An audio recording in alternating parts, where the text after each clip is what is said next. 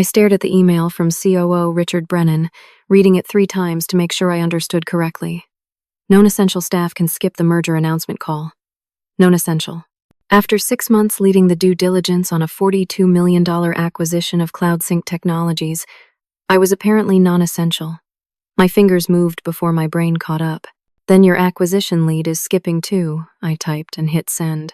10 minutes later, my phone started ringing. 1 call, 5 calls, 20 calls, 99 missed calls.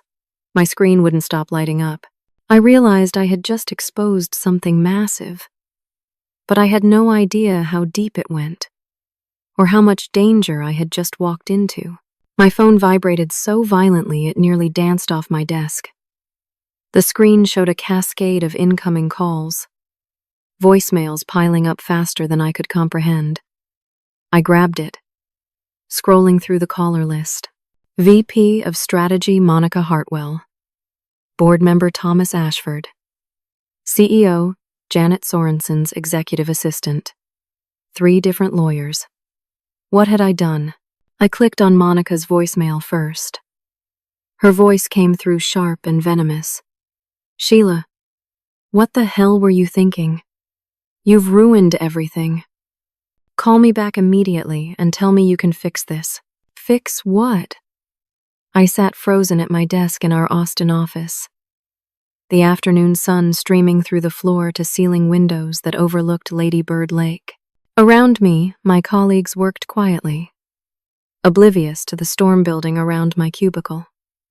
I had been the senior acquisition analyst on the CloudSync deal since March.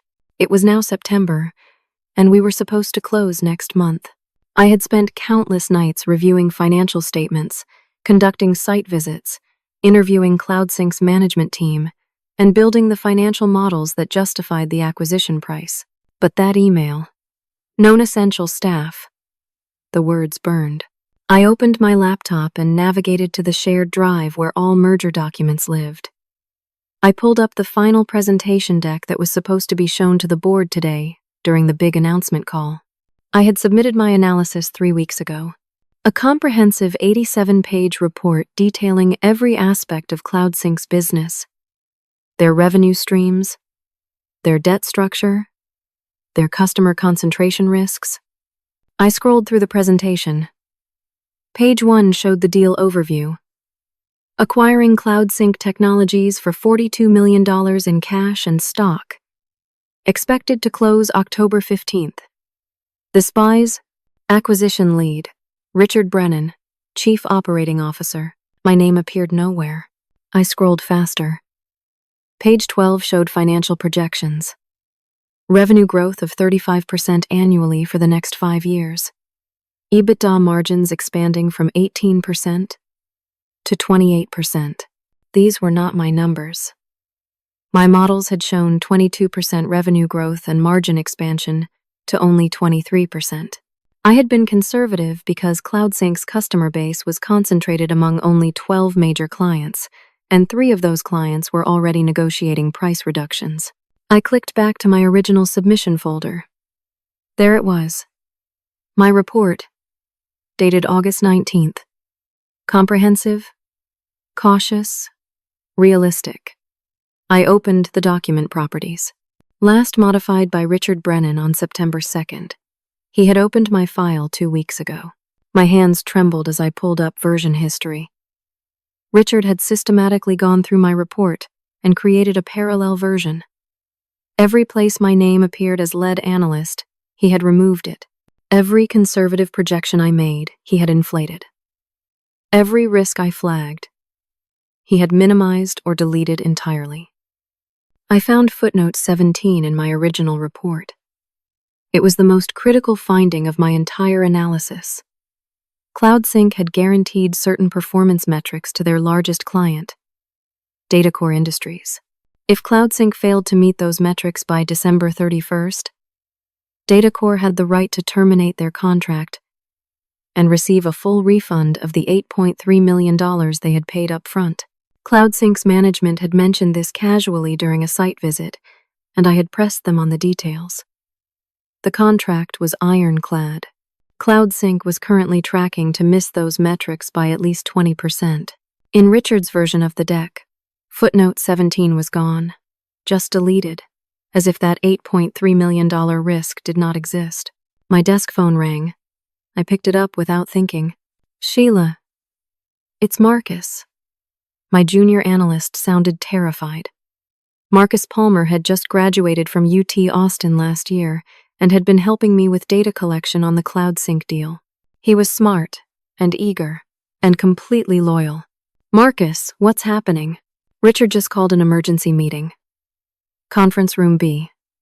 He said you're specifically not invited. There are 3 board members in there with him.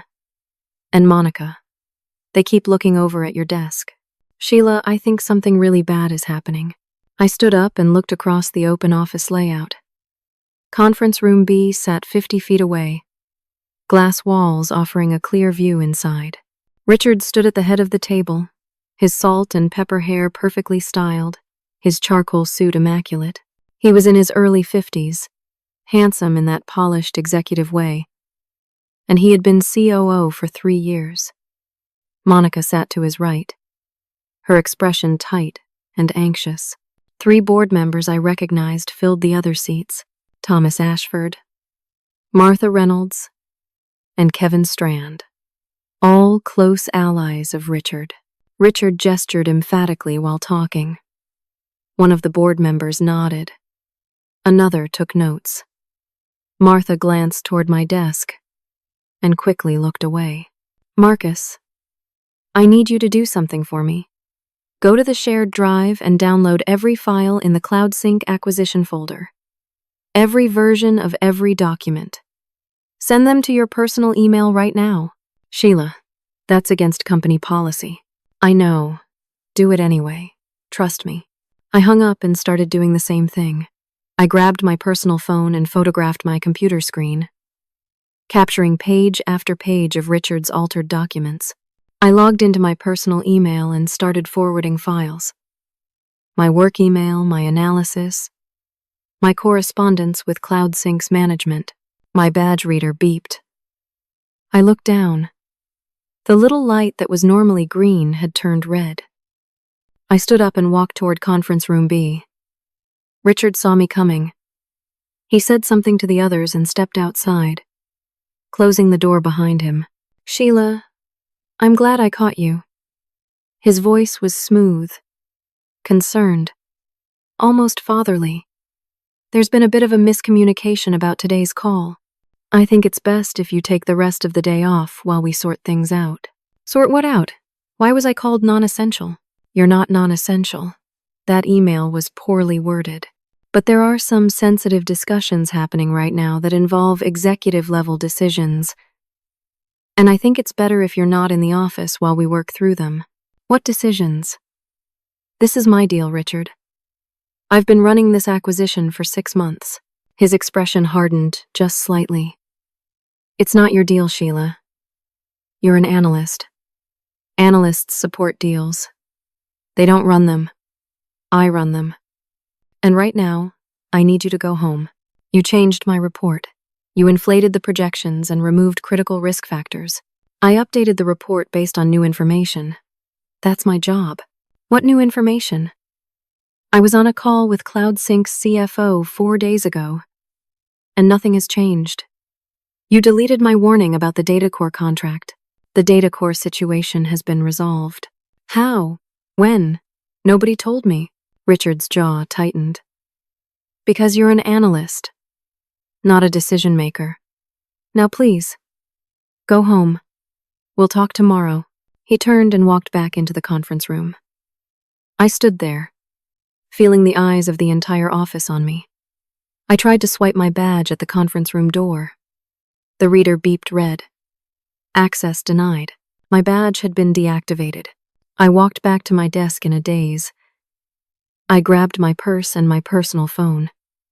As I headed toward the elevator, I saw 2 men in dark suits stepping out. They looked like lawyers or investigators. Their eyes locked on me. I got in my car and drove home to my apartment in South Congress, my mind racing. This was not about a miscommunication. Richard was stealing my work and setting me up for something. But what? And why accelerate it so dramatically? I got home and immediately opened my laptop. I logged into my personal email. The files I had sent myself were there, but the folder I had created just an hour ago, called Cloud Sync Backup, was completely empty. Every file I had forwarded had vanished. Someone had remotely accessed my personal email account and deleted everything. I grabbed my phone to call someone, anyone. But who? Monica was clearly involved. My direct manager reported to Monica. Janet Sorensen was the CEO and founder, but I had no way to reach her directly. I was a mid-level analyst. CEOs do not take calls from people like me. I sat on my couch, feeling the walls closing in. I had just made the biggest mistake of my career, or I had just stumbled onto something much worse than I imagined. My phone buzzed. A text from an unknown number. Stop digging or you'll regret it. I stared at the text message until my vision blurred. Stop digging. Someone was watching me closely enough to know I had been forwarding documents. I thought about the two men in suits I saw at the office. Had they been coming for me? I forced myself to breathe and think logically. I needed to understand what was really happening with this merger. I opened my laptop again and accessed the acquisition agreement through the company's legal document portal. I still had read-only access there since my badge only controlled physical entry, not digital systems. The agreement was 412 pages of dense legal language. I had read the entire thing twice during my due diligence process. I skipped to the signature pages and froze. The document showed Janet Sorensen's signature dated September 8th, 4 days ago. But Janet had been in every major acquisition meeting until August, and then suddenly she stopped appearing. I had assumed she was busy with other matters. Richard said she was working remotely and attending via video. I scrolled through my email calendar. Janet was supposed to be on the final approval meeting 3 weeks ago. I remembered that meeting clearly, because I had prepared extensively for it. But at the last minute, the meeting was rescheduled. Then it was moved to a video conference. Then Richard said Janet had approved everything offline and we should proceed. I pulled up the company directory and found Janet's executive assistant, Diane Porter. Diane had been with Janet since the company's founding 12 years ago. She was fiercely protective and loyal. I called Diane's cell phone, a number I had saved months ago when coordinating schedules. This is Diane. Diane, it's Sheila from Acquisitions. I need to ask you something confidential. There was a long pause. I can't talk right now. Please, it's about Janet. Is she okay? Another pause. Then Diane's voice dropped to barely a whisper. Janet had surgery 2 weeks ago. Nothing life-threatening. Just a planned procedure she'd been putting off. She's recovering at her ranch in Hill Country. She's supposed to be back next week. Has she been attending meetings remotely? No. She's been completely offline. Doctor's orders.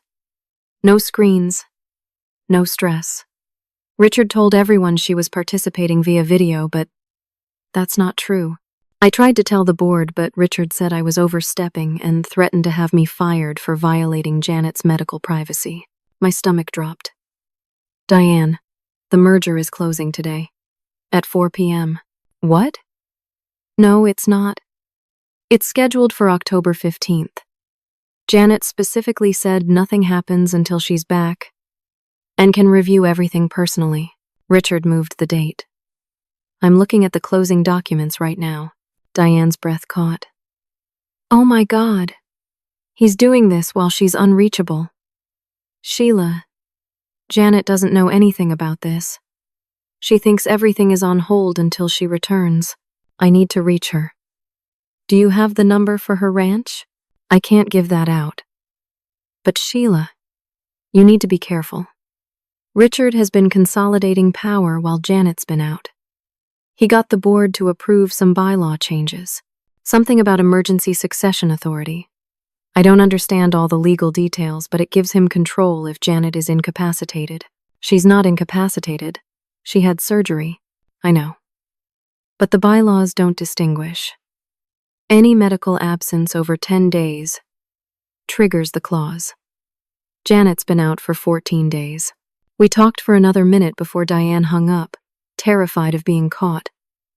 I sat with this new information, trying to understand the full picture. Richard had waited for Janet to have surgery, then used her absence to accelerate a fraudulent merger while claiming authority through manipulated bylaws. But why? What did Richard gain from this deal? I went back to the acquisition documents and looked at the post-closing structure. CloudSync's CEO, Anthony Walsh, would join our board of directors. Richard would oversee the integration as the head of the combined operations. Monica would get promoted to president of the merged entity. Then I saw it. Buried in Appendix 7, subsection 12. A change of control provision. If the company's stock price dropped below $15 per share within 6 months of the acquisition closing, a group of preferred shareholders had the right to trigger a sale process. Those preferred shareholders could essentially force the company to be sold. I checked our current stock price, $23 per share. I pulled up my financial models. If CloudSync lost the DataCore contract, our company would have to take an $8.3 million write-down. That would tank earnings. Combined with the integration costs and the overvalued purchase price, our stock would absolutely drop below $15. Richard was deliberately sabotaging the company with a toxic acquisition. When the stock crashed, his preferred shareholders would force a sale. I needed to know who those preferred shareholders were. I dug through the corporate governance documents. The preferred share class had been created 18 months ago through a private funding round. The lead investor was Sentinel Capital Partners. I Googled them. A mid-sized private equity firm based in Houston. Their managing partner was David Brennan. Brennan, same last name as Richard. I searched more. David Brennan was Richard's younger brother. The picture crystallized. Richard was using his position to push through a disastrous acquisition. The company would collapse. David's firm would buy it for pennies on the dollar through the forced sale provision. Richard would get rewarded in the new structure, probably as CEO. Monica would get her promotion. The board members helping him would get retention bonuses or board seats in the acquired company. Janet and the employees and the regular shareholders would lose everything. My doorbell rang. I looked through the peephole. The 2 men in suits from the office stood outside my door. Miss Sheila, we're from Hutchinson and Price, the company's outside counsel. We need to speak with you about a confidential matter. I cracked the door open, chain still attached. What matter? The taller one held up a legal document. You're under investigation for leaking confidential merger information to a competitor. We have a warrant to confiscate your laptop and phone. Warrant from who? You're not police. Company policy allows us to seize devices when there's evidence of data theft. We can do this the easy way, or we can involve law enforcement. Your choice. I unlatched the chain. They came inside. The shorter one was already pulling out evidence bags. They were not bluffing. What evidence do you have? The tall one showed me a printed email. It was from my work email address, sent yesterday at 9:43 p.m. to someone named Jennifer Brooks at Velocity Systems, one of our competitors.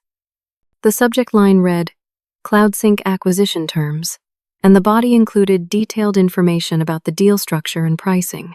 I never sent this email. I've never heard of Jennifer Brooks. The email came from your account. Then someone else accessed my account. I was at home yesterday at 9:43 p.m. Can you prove that? I could not. I lived alone. No witnesses. No alibi. They took my laptop and my work phone. I watched helplessly as they bagged everything. As they left, the tall one turned back. Miss Sheila, if you care about your career, you'll cooperate with this investigation. Richard is trying to protect you. Don't make this harder than it needs to be. The door closed. I stood in my empty apartment with only my personal phone, which had been in my pocket. It was now 3:15 p.m. 45 minutes. until the merger closed. I had no computer, no work access, no proof of anything. I grabbed my car keys and drove to the nearest public library, a beautiful modern building on Cesar Chavez Street. I ran inside and found an open computer terminal. I logged into my personal email from the library computer, hoping to find something, anything I had missed. The CloudSync backup folder was still empty. But I noticed something in my trash folder. There was a recently deleted message from a sender called System Administrator, with the subject line, Account Maintenance. I opened it. It was a phishing email, very sophisticated, designed to look like an official IT security notice. It asked me to verify my credentials by clicking a link. I had never seen this email before, which meant I had never clicked it.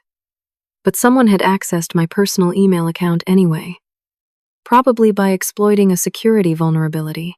They had deleted my backups, and they had probably used my credentials to access other things, maybe even to send that fake email to the competitor from my work account. I needed help. Someone with technical skills and access to inside information about CloudSync. I thought about the people I had worked with during due diligence. Most of CloudSync's employees were based in San Francisco, but I remembered one person, Trevor Hastings, CloudSync's senior financial analyst. He had been my main contact during the financial review process. Trevor and I had dated briefly about 6 months ago, right before the acquisition talks started.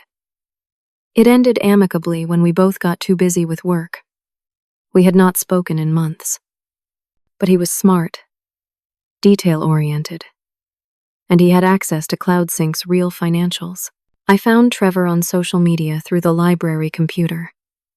I sent him a direct message explaining that I was the analyst on the acquisition and needed to speak with him urgently about something confidential. I included the library's public phone number and asked him to call. 20 minutes passed. The library phone at the reference desk rang. The librarian looked confused, but handed it to me when I ran over. Sheila? Trevor's voice was shaky. Trevor. Thank God.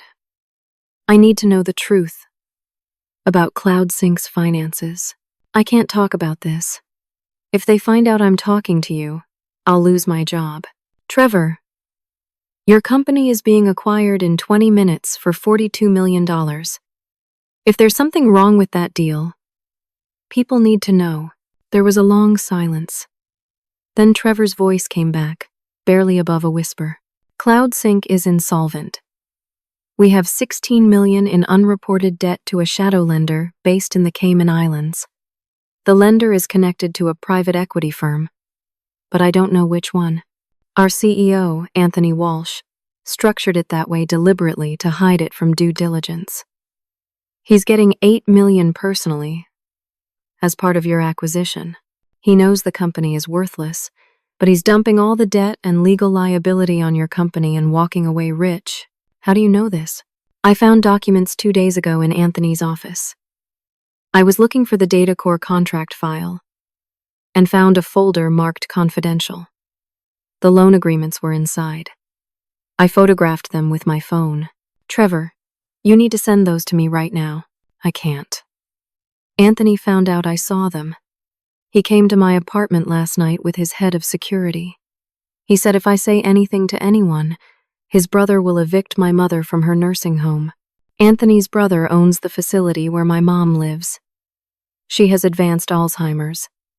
If she gets moved, it could kill her. I have no choice, Sheila. I have to stay quiet. My heart broke for him. Trevor, if this merger closes, your company's fraud will eventually come out. The SEC will investigate. You'll be implicated just for knowing about it and staying silent. What am I supposed to do? Choose between my mother's life and my career? Send me the documents. Let me be the whistleblower. Your name never has to come up. I'll say I found the information through my own investigation. Another long pause. Okay. What's your email? I gave him a temporary email address I created on the library computer. 2 minutes later, a PDF arrived. But when I tried to open it, a password prompt appeared. Trevor, The file is password protected. I know. My boss encrypted it when he sent it to legal for review. I don't have the password. Only Gary Hutchins, our CFO, has it. He's in Austin right now for the closing. He's staying at the Fairmont downtown. I looked at the clock on the library computer. 3:48 p.m., 12 minutes until closing. Trevor, I'm going to get that password. Thank you for trusting me. I hung up and ran to my car. I drove downtown like a maniac, weaving through traffic on Congress Avenue. The Fairmont Hotel sat in the heart of Austin's business district, a luxury property where out-of-town executives always stayed. I pulled into the valet area and jumped out, tossing my keys to the attendant. Inside the lobby, massive chandeliers hung from soaring ceilings. Business travelers moved through the space in expensive suits. I scanned the area and spotted the hotel bar off to the left, a dimly lit space with leather chairs and low music. I walked in and immediately saw them. Richard, Monica, and a third man I did not recognize sat at a corner table, champagne glasses raised. They were celebrating. The unknown man was older, maybe 60, with silver hair and frameless glasses. He wore a Rolex that probably cost more than my car. I ducked behind a large decorative column before they could see me. I watched as Richard leaned in, saying something that made the other two laugh. Then the silver-haired man checked his phone and held it up. Richard nodded approvingly. Once this closes, we'll have Janet so buried in litigation she'll never figure out what happened. Richard's voice carried across the nearly empty bar. And that nosy analyst is already neutralized. Hutchinson and Price has enough fake evidence to keep her tied up in legal battles for years. Monica raised her glass. To the new regime. They clinked glasses. I felt sick. The silver-haired man stood up. Gentlemen, lady, I need to make a call. Gary, keep an eye on the closing documents. Gary. That was Gary Hutchins, CloudSync's CFO, the man with the password. Gary's phone sat on the table. A sleek iPhone in a leather case. He picked it up and walked toward the restroom, drink in hand. Richard and Monica stayed at the table, absorbed in conversation. I had maybe 3 minutes. I grabbed a tray of empty glasses from a nearby table, the kind servers use to clear tables. I held it awkwardly and walked toward Richard and Monica's table, as if I worked there. As I passed, I deliberately tilted the tray. Glasses crashed to the floor in a spectacular, shattering explosion. Everyone in the bar turned. Richard jumped up, champagne soaking his pants. Monica shrieked. The bartender ran over. I apologized profusely, playing the role of a clumsy server, helping to pick up glass while the real staff rushed over with towels. In the chaos, I saw Gary's phone still sitting on the table where he had left it. I palmed it smoothly and slipped it into my jacket pocket, then backed away apologizing while the staff cleaned up the mess. I walked quickly out of the bar and into the women's restroom in the lobby. My hands shook as I pulled out Gary's phone. It was locked, of course. Face ID, or passcode, I thought frantically. Trevor said Gary had the password to the encrypted file. Where would he keep it? I tried the phone's passcode several times. After 3 failed attempts, the phone threatened to lock permanently. I looked at the phone's lock screen background. It showed a stock chart with a ticker symbol, CSYN, CloudSync's stock symbol. That had to mean something to Gary. I tried CSYN as a 4-letter password. Too short. I tried variations. Nothing worked. Then I remembered something from my analyst training. Finance people often use stock prices as passwords because they change frequently and are easy to remember. I Googled CloudSync's current stock price on my own phone. 14.73. I tried 1473. The phone unlocked. I nearly dropped it in relief. I opened Gary's Notes app and searched for password. Nothing. I tried encryption. Nothing. I searched for legal and found a note titled Legal Documents. Inside was a list of file names and corresponding passwords. I scrolled down until I found CloudSync Financial Disclosures with a 12-character password next to it. I used my phone to photograph the note, then carefully wiped my fingerprints off Gary's phone using toilet paper. I walked back to the bar entrance and waited. A server walked past carrying a tray. I called out to him, "Excuse me, I think someone left their phone at that table." I pointed to where Gary had been sitting. The server looked confused but took the phone. I walked out of the hotel as quickly as I could without running. Back in my car, I drove to a coffee shop 3 blocks away. I parked and pulled out my personal phone. I emailed myself the photo of Gary's passwords, then logged into the temporary email where Trevor had sent the encrypted PDF. I downloaded the file to my phone and used a PDF reader app that supported encryption. I entered the password from Gary's notes. The file opened. What I saw made my blood run cold. CloudSync did not have $16 million in hidden debt. They had $23 million. The loan agreement was dated 14 months ago with a shadow entity called Bridgepoint Credit Holdings, domiciled in the Cayman Islands. The interest rate was 18%, compounding monthly. CloudSync had made exactly 0 payments. The loan included a corporate guarantee signed by Anthony Walsh personally. If CloudSync defaulted, the lender could seize all company assets and pursue Anthony's personal wealth. But the acquisition agreement I had reviewed transferred all of CloudSync's assets to our company without disclosing this debt. Our company would inherit an insolvent subsidiary and $23 million in immediate liabilities. There was more. A side letter between Anthony Walsh and someone named David Brennan, dated 3 weeks ago.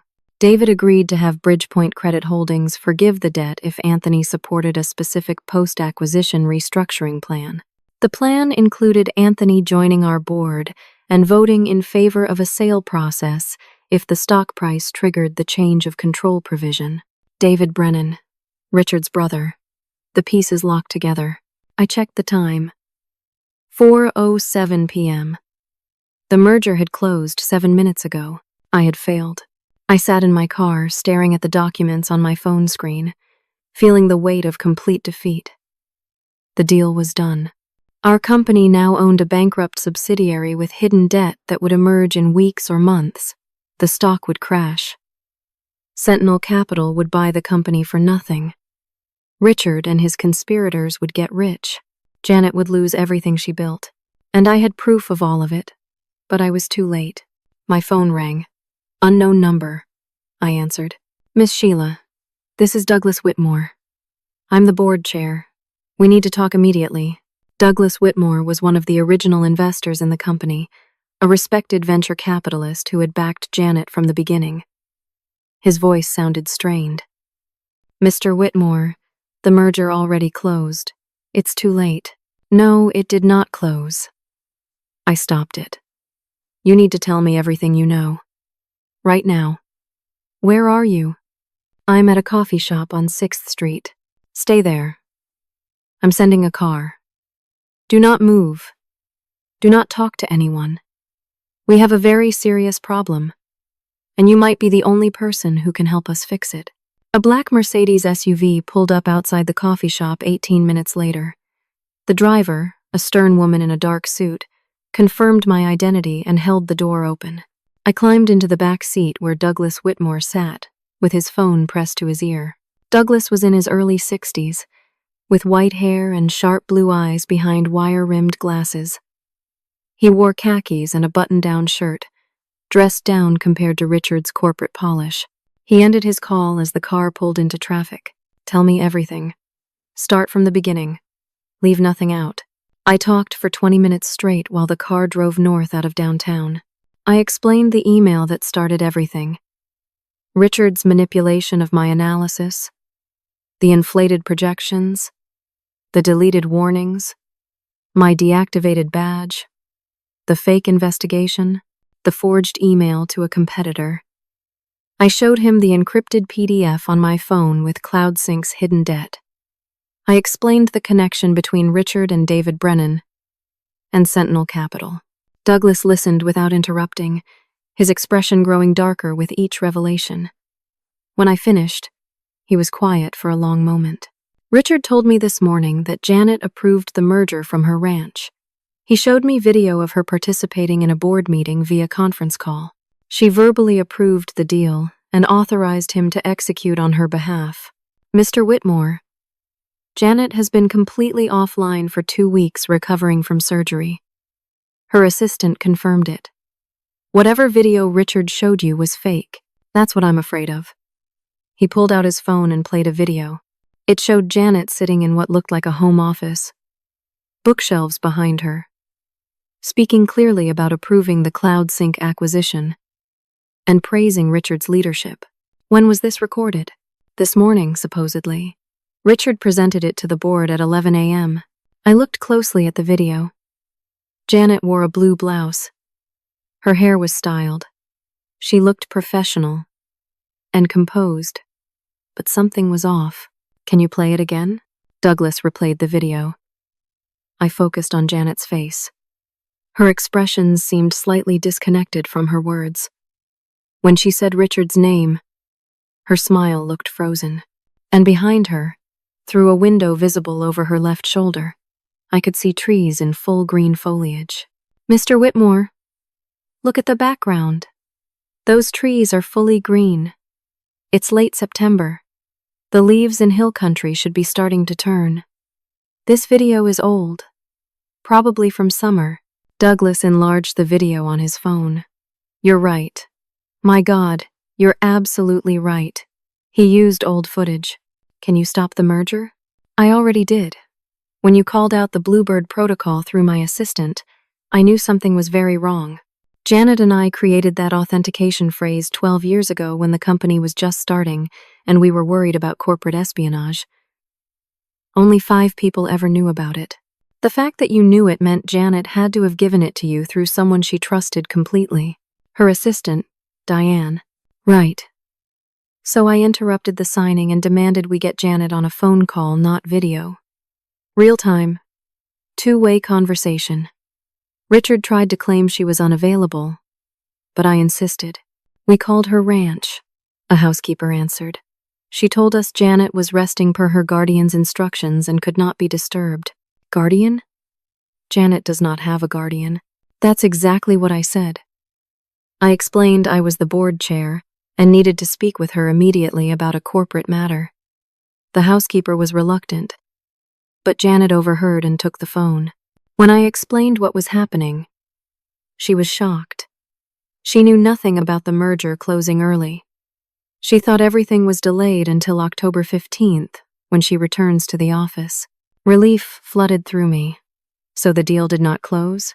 Not yet, but we have a major problem.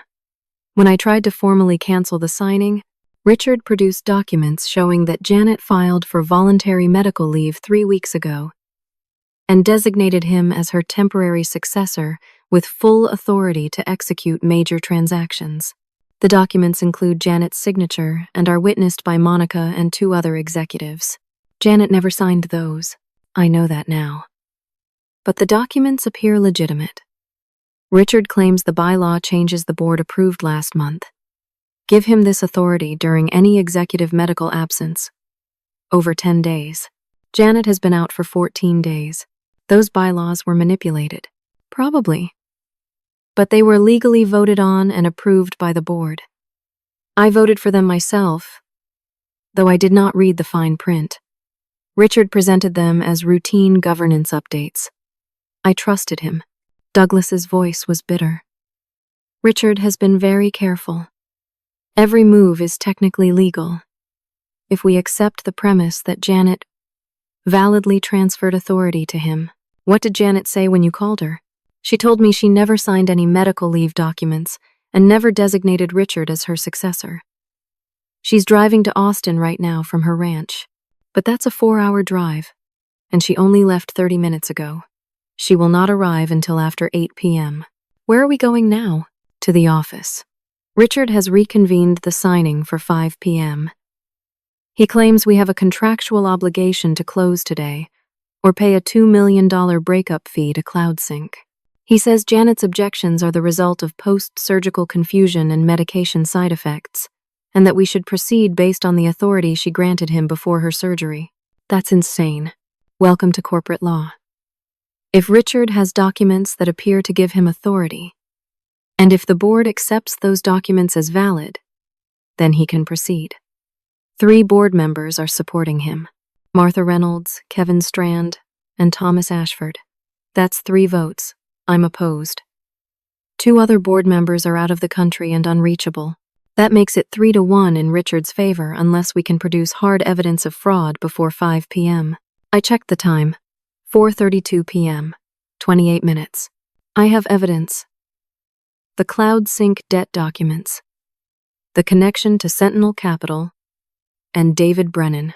That proves Cloud Sync is hiding debt, and it proves Richard's brother's firm stands to benefit from this deal. But it does not prove Richard forged Janet's signature or manipulated the medical leave documents. We need something that directly shows Richard committed fraud, not just that he's making a bad business decision. The car pulled into the company parking garage. Douglas and I got out and rode the elevator to the executive floor. As the doors opened, I saw chaos. People rushed between offices. Lawyers huddled in conference rooms. I spotted Richard near the main boardroom, looking calm and confident in a fresh suit. He must have changed after the champagne spill. Monica stood next to him with a tablet, probably tracking the signing process. Douglas walked directly to Richard. We're not proceeding until Janet arrives. Douglas, we've been over this.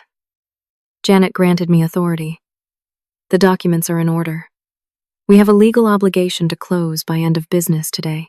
Then we'll pay the breakup fee and delay until we can verify everything properly.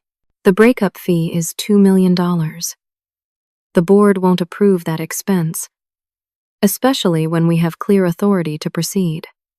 Richard gestured to the 3 board members standing nearby. Martha Reynolds nodded in agreement. Douglas turned to them.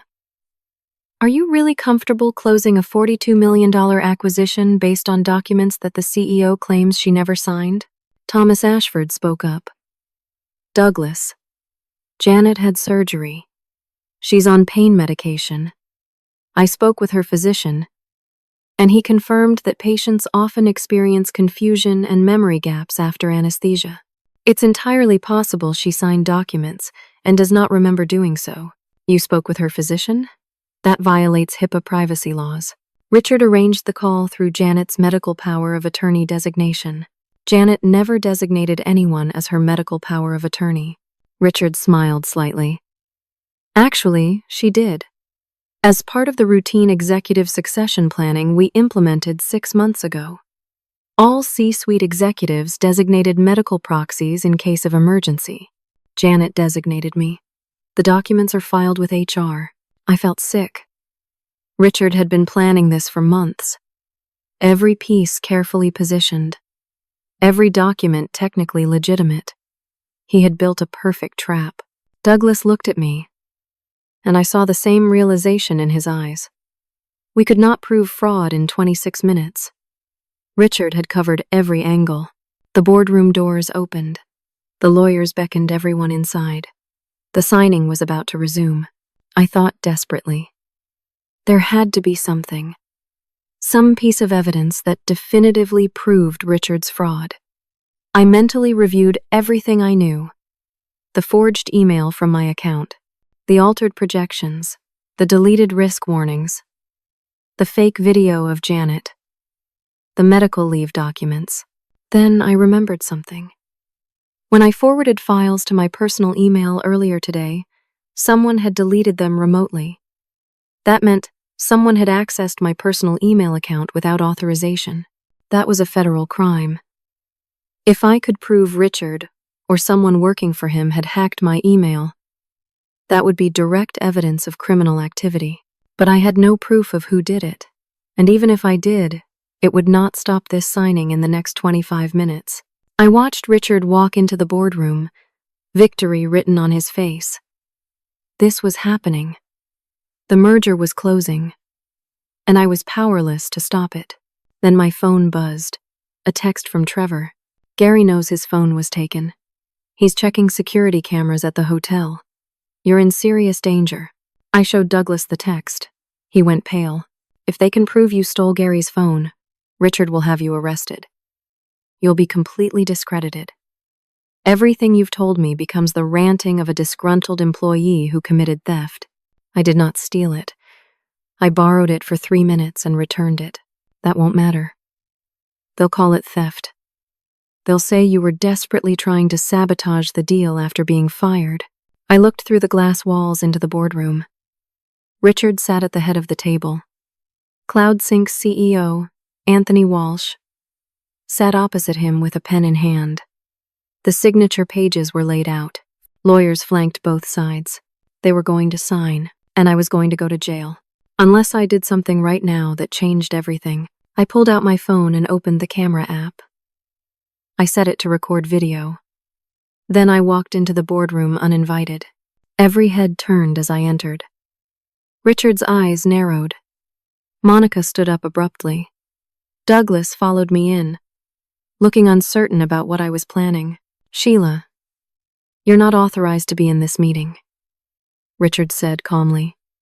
Security, please escort her out. 2 security guards moved toward me. I held up my phone, camera recording, and spoke loudly so everyone could hear. If you touch me, this video goes to the Wall Street Journal. Everyone in this room needs to hear what's really happening with this acquisition before you sign those documents. Douglas stepped between me and the guards. Let her speak. I want to hear this. Richard's jaw tightened, but he nodded to the guards. They stepped back but remained close. I looked around the room at the faces staring at me. Board members I recognized. Lawyers I did not. Anthony Walsh, CloudSync's CEO, watching me with calculating eyes. My name is Sheila, and I've been the lead analyst on this acquisition for 6 months. Richard removed me from the deal this morning and called me non-essential. He did that because I discovered information he did not want the board to know. CloudSync is insolvent. They have $23 million in hidden debt to a Cayman Islands entity called Bridgepoint Credit Holdings. Anthony Walsh stood up. That's completely false.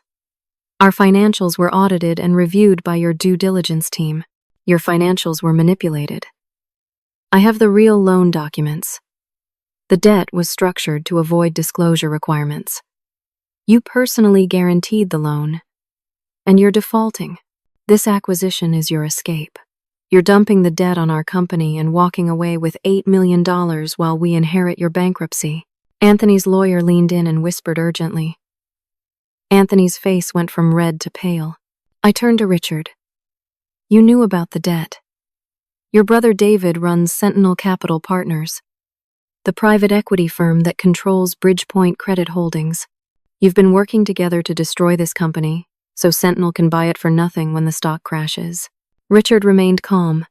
That's a serious accusation with zero evidence.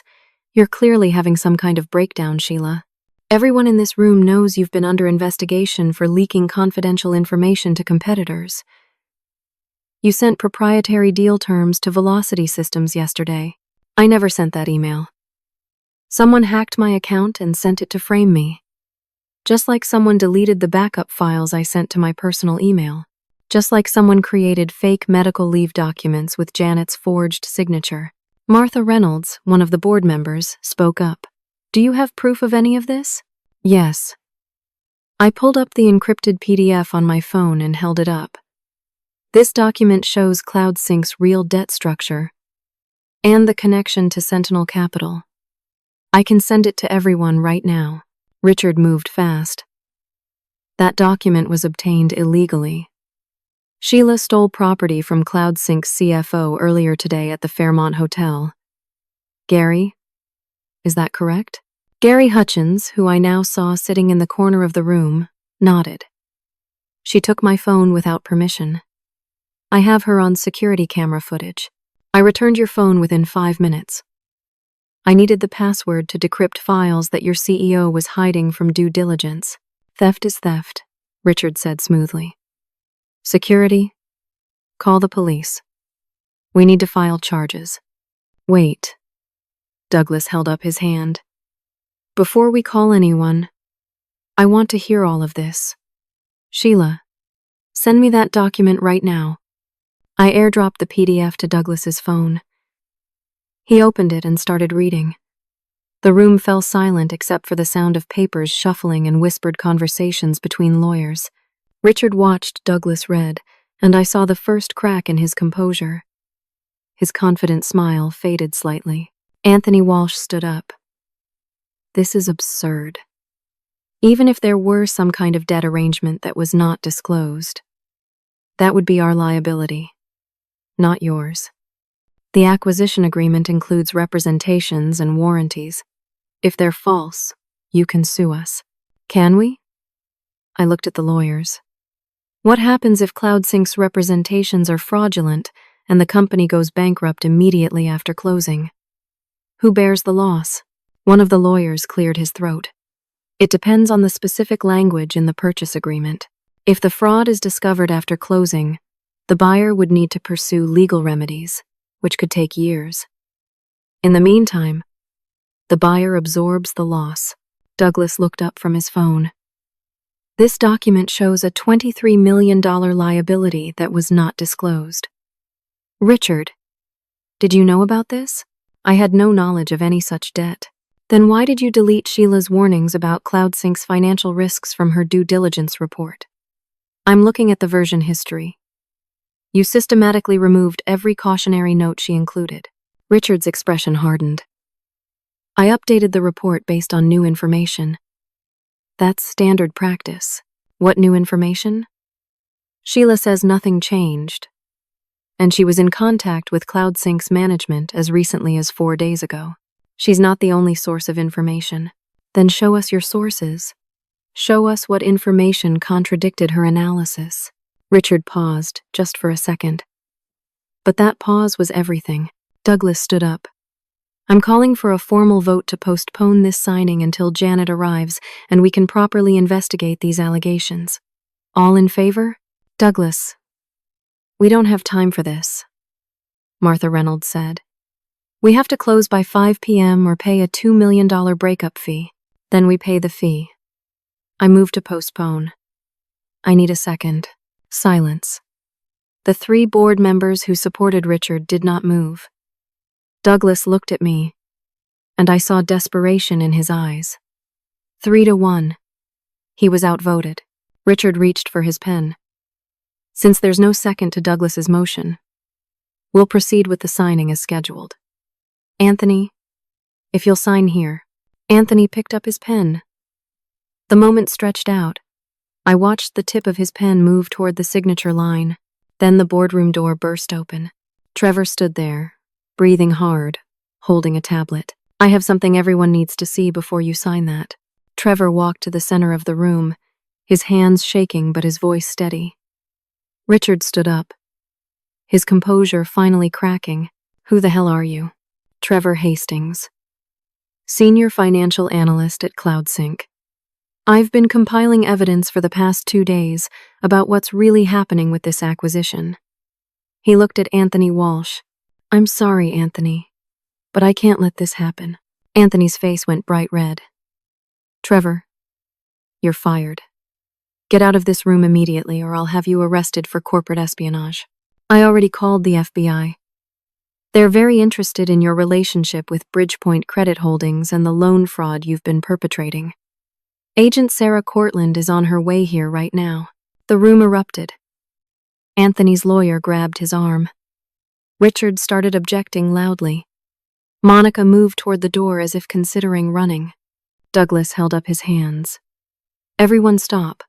Trevor, what evidence do you have? Trevor set his tablet on the table and pulled up a folder of documents. 3 months ago, I noticed discrepancies in our cash flow statements. Money was disappearing that did not match any disclosed expenses. I started tracking it and discovered the Cayman Islands loan. I also found emails between Anthony and David Brennan discussing the acquisition and how they planned to structure it so the debt would not be discovered until after closing. He swiped to an email chain. Anthony and David Brennan discussing the specific language in the acquisition agreement that would allow CloudSync to avoid disclosing the debt. They referred to it as the trap. Douglas read the emails, his face growing darker. Anthony, is this real? Anthony did not answer. His lawyer whispered urgently in his ear. Trevor continued. There's more. Richard has been coordinating with David for 14 months. They planned this entire thing. Richard pushed for the CloudSync acquisition specifically because he knew it would fail. He inflated the purchase price to make it look like a bigger win. He deleted warnings from the due diligence. He forged documents to give himself authority while Janet was recovering from surgery. All of it was designed to saddle this company with hidden debt, crash the stock, and trigger the sale provision that would let Sentinel Capital buy the company for pennies. Richard finally spoke, his voice cold. You're making allegations you cannot possibly prove. These are fabrications by a disgruntled employee. I have recordings. Trevor tapped his tablet. I've been wearing a wire for 2 days. I recorded Anthony talking about the fraud. I recorded Gary discussing the encryption passwords and laughing about how the due diligence team would never find the real financials. And yesterday, I recorded Anthony on the phone with David Brennan, confirming the timeline for the acquisition and the stock price manipulation. He played an audio file. Anthony's voice came through clearly. Once the acquisition closes, we give it 3 months. The debt will surface. Their stock will tank. Sentinel triggers the buyout clause. Richard becomes CEO of the combined entity. You and I split $20 million. Everyone wins except the suckers holding the stock. The room went silent. Every eye turned to Anthony, who looked like he might vomit. Douglas turned to Richard. You were working with them. You knew everything. I have no connection to any of this. Your brother runs Sentinel Capital. That's documented fact. My brother's firm is one of hundreds of investors in the tech sector. That proves nothing. Trevor swiped to another document. Here's a wire transfer from Sentinel Capital to an LLC called Brennan Consulting Group, dated 6 months ago. $3 million. The LLC is registered to Richard Brennan in Delaware. It's a payoff for setting up this deal. Richard's face went white. Monica was already at the door, trying to leave. Security blocked her. Douglas picked up the conference room phone and dialed. Sarah, it's Douglas Whitmore. I'm here with Trevor Hastings and several people you need to talk to immediately. Richard lunged for the door. 2 security guards grabbed him. He struggled, shouting about his rights and demanding lawyers. Anthony sat frozen, his career and freedom evaporating before his eyes. 20 minutes later, FBI agent Sarah Cortland arrived with 3 other agents. She was a sharp-eyed woman in her 40s with short, dark hair and an air of absolute authority. She had badges and warrants and very specific questions. Richard, Anthony, and Monica were all placed under arrest. Richard was charged with wire fraud, securities fraud, conspiracy to commit fraud, and identity theft. Anthony faced similar charges, plus loan fraud and making false statements. Monica was arrested for conspiracy and obstruction after they found evidence she had helped Richard delete my files and create the fake email from my account. Gary Hutchins, CloudSync's CFO, tried to claim ignorance, but Trevor's recordings implicated him fully. He was arrested as well. The merger was formally terminated. CloudSync, now revealed as fraudulent, would face bankruptcy. Anthony's personal assets would be seized.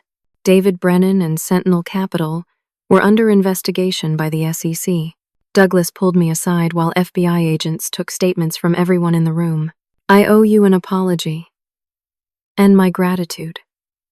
If you had not pushed back on that email this morning, none of this would have come to light.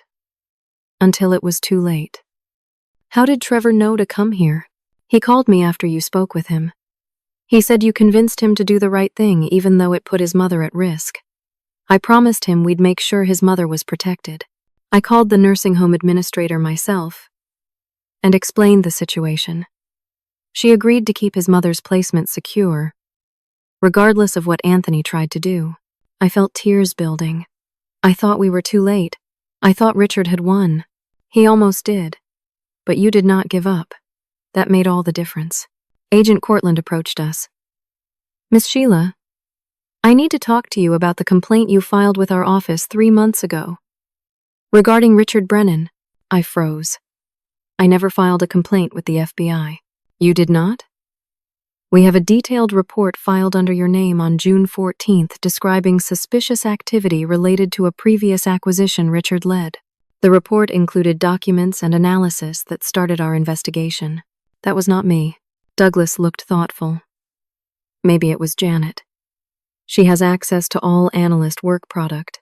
If she noticed something wrong with a previous deal and saw your name on the analysis, she might have filed it on your behalf to protect you. Janet. I had not even thought about her in the chaos of the past hour. She was still driving toward Austin, unaware that the crisis had been resolved. Douglas called her. I heard Janet's voice through the speaker, sharp and demanding answers. Douglas explained everything that had happened. There was a long silence. Then Janet said, I'm turning around. I'm going home. Douglas, you handle the cleanup. And find Sheila. I want to talk to her tomorrow morning. First thing. The call ended. I felt a mixture of relief and dread. I had saved the company, but I had also exposed massive fraud that happened on Janet's watch. Board members had betrayed her. Her COO had tried to destroy everything she built. This was going to be a very long recovery. Over the next 2 days, the full scope of Richard's damage emerged. He had not just orchestrated the CloudSync deal. He had completed 3 other acquisitions over the past 18 months, and all 3 were now revealed to be overvalued or fraudulent to varying degrees. The company faced potential losses of $700 million. The stock crashed. It dropped from $23 to $8 in 1 day of trading. Lawsuits were filed. Shareholders demanded answers. Employees panicked. 200 jobs were cut to preserve cash. And somehow, I became the face of it all. Employees who lost their jobs blamed me for not speaking up sooner. Anonymous emails arrived calling me a traitor. My car was keyed in the parking garage. Someone spray-painted, "You destroyed us" on my apartment door. Former colleagues who smiled at me now looked away. The local news ran a story. Whistleblower saves company, but cannot save jobs. My photo appeared next to footage of laid-off employees leaving the building with boxes. I stopped going to the office. I worked from home, drowning in guilt and second-guessing. If I had investigated Richard's previous deals earlier, could I have prevented this? If I had gone to the FBI myself months ago instead of waiting, would those 200 people still have jobs? Janet called me on day 3 after the arrests. Her voice was exhausted. Sheila, I need you to come to my office tomorrow morning. 8 a.m. There's something we need to discuss. Am I being fired? Just be there. That night, I barely slept. I replayed every decision, every moment where I could have done something different. By the time dawn came, I had convinced myself that Janet was going to ask for my resignation to appease angry shareholders and employees.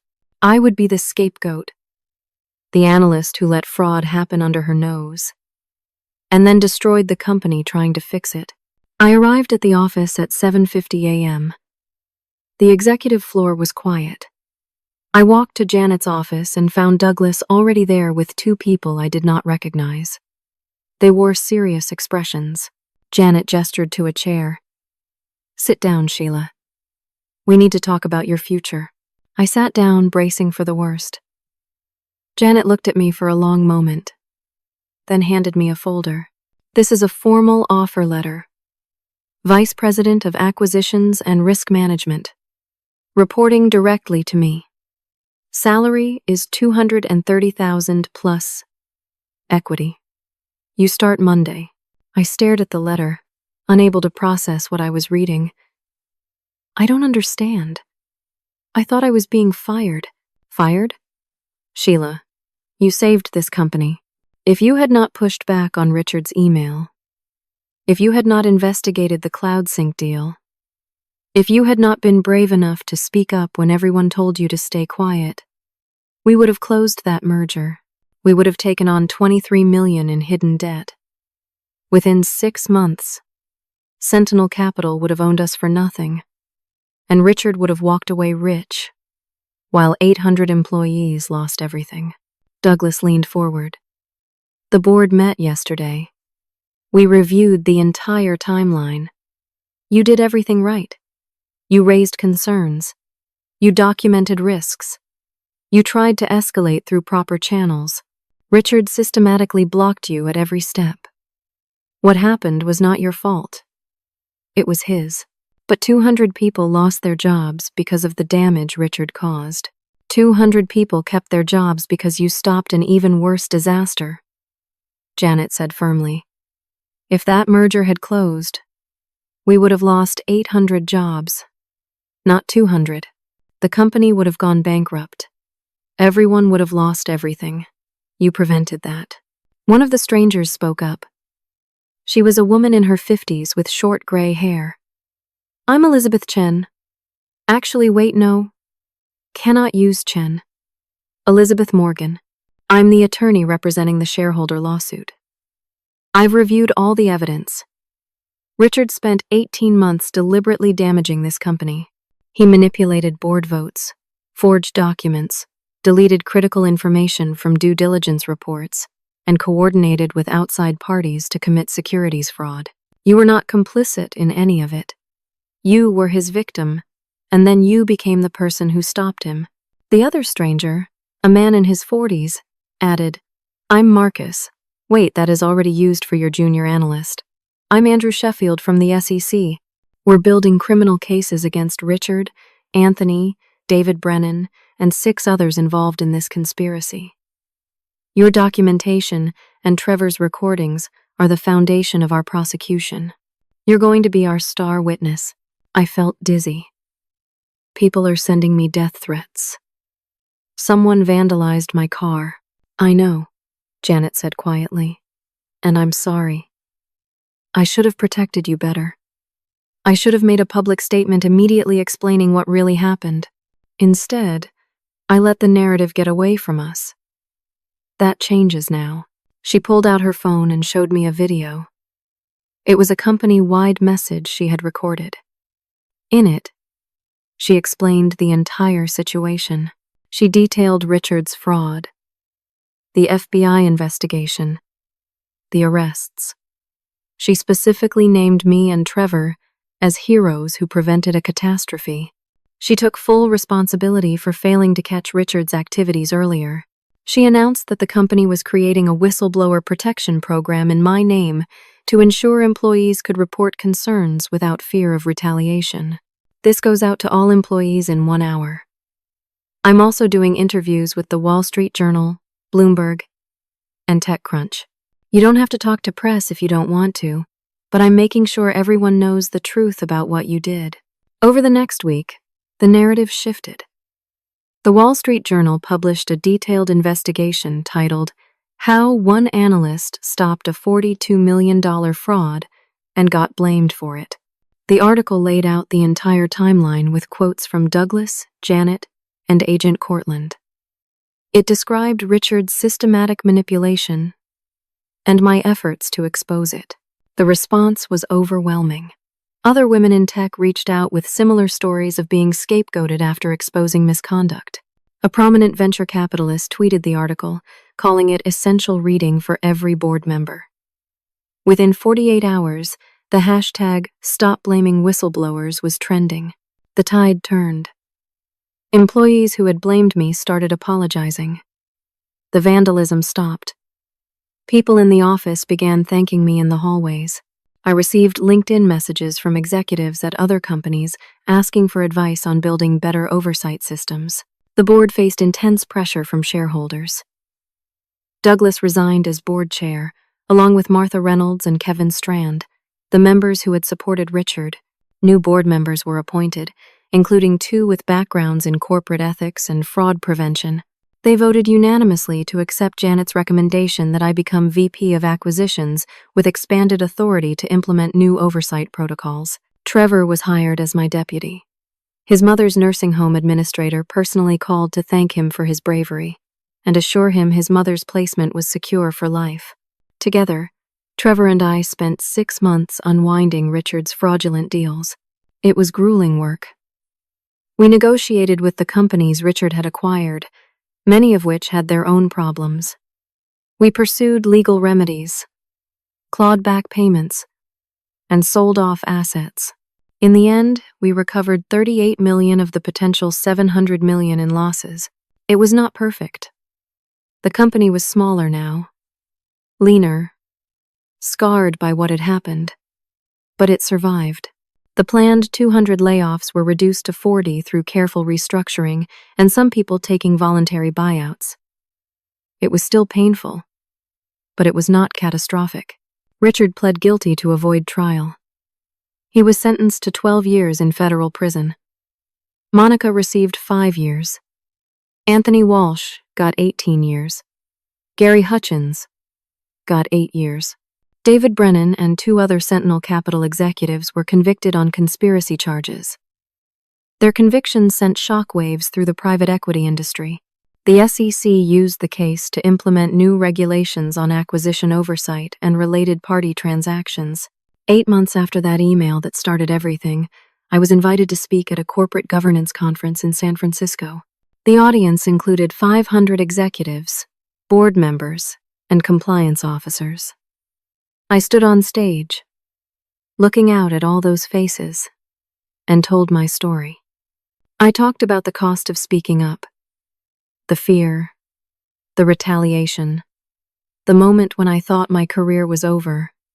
But I also talked about the greater cost of staying silent, how fraud persists because good people choose comfort over conscience, how companies fail because employees are afraid to challenge powerful executives. I explained that protecting whistleblowers is not just a moral imperative. It is essential for corporate survival.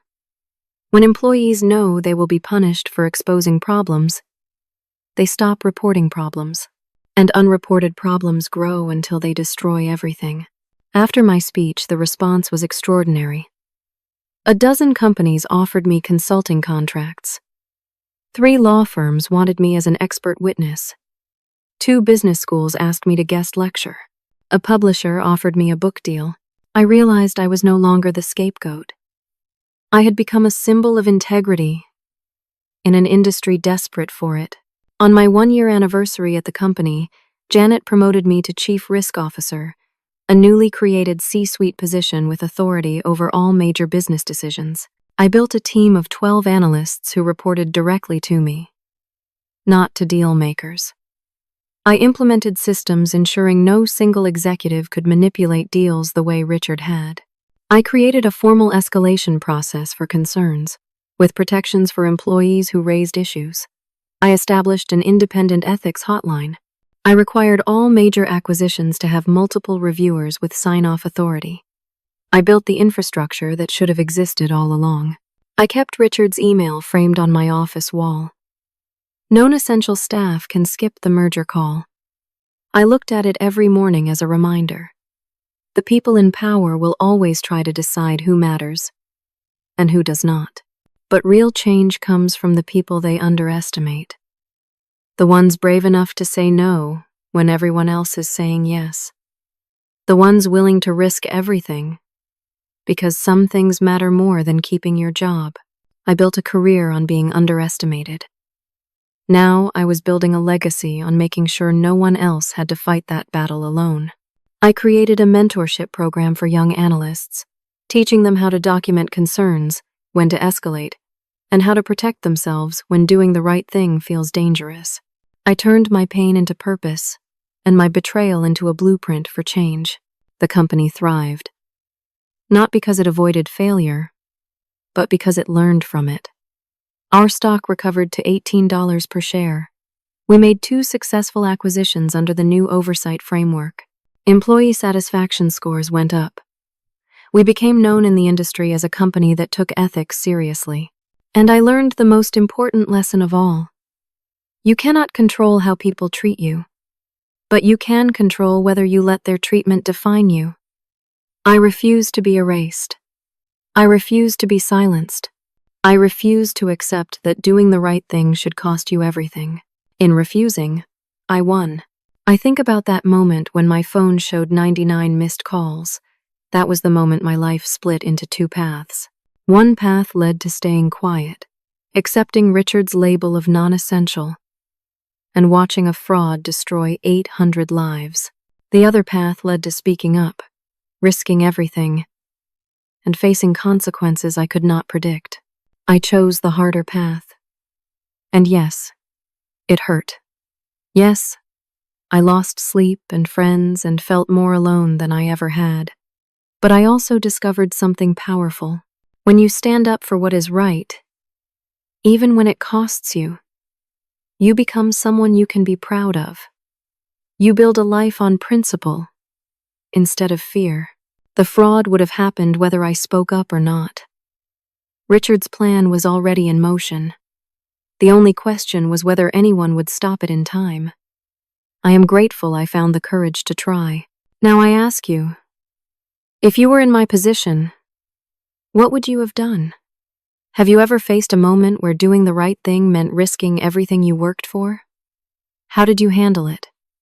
I would love to hear your stories in the comments below. If this story resonated with you, please hit the like button. It helps others find these important conversations.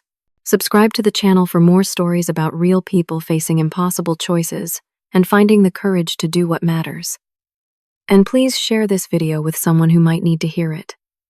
Someone who is struggling with whether to speak up about something wrong. Someone who feels powerless against people in authority. Let them know they are not alone. Thank you for listening to my story. I hope it gives you strength when you need it most. Remember, you are never as powerless as they want you to believe. Your voice matters. Your integrity matters. And sometimes, one person willing to say no can change everything. Take care of yourselves and each other. And never let anyone tell you that you are non-essential. You matter more than you know.